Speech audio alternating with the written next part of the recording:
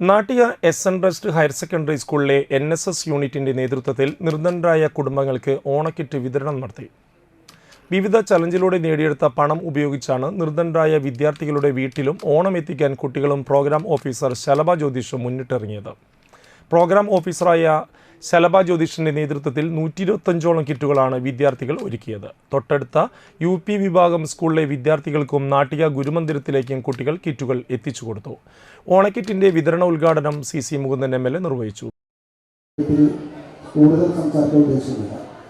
ഓണമായി ബന്ധപ്പെട്ടവരുടെ മനസ്സിൽ ഇപ്പോൾ ഉയർന്നു വരുന്ന ഏറ്റവും മർമ്മപ്രധാനമായ വിഷയം നമ്മുടെ കേരള സംസ്ഥാനത്ത് ഇന്ന് നമ്മളെല്ലാവരെയും ബാധിച്ചിരിക്കുന്ന ദുഃഖകരമായ ഒരു അനുഭവമാണ്.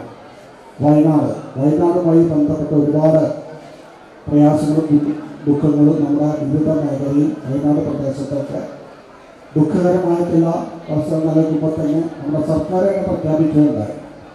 ഈ പ്രാവശ്യത്തെ ഓണം നമ്മളങ്ങനെ കൂടുതൽ ആഘോഷിക്കേണ്ടതില്ല എന്നാണ് നമ്മൾ ആലോചിച്ചിരുന്നത്. നമ്മുടെ സർക്കാർ തീരുമാനം. പക്ഷേ ഓരോ ദിവസം ചെല്ലുന്തോറും വലിയൊരു മാറ്റങ്ങൾ, സന്തോഷകരമായ മാറ്റങ്ങൾ ഉയർന്നു വന്നതിൻ്റെ അടിസ്ഥാനത്തിൽ പല സ്ഥലങ്ങളിലും പല ജില്ലയിലും ഓണാഘോഷ പരിപാടികൾ തുടക്കം കുറിച്ചു.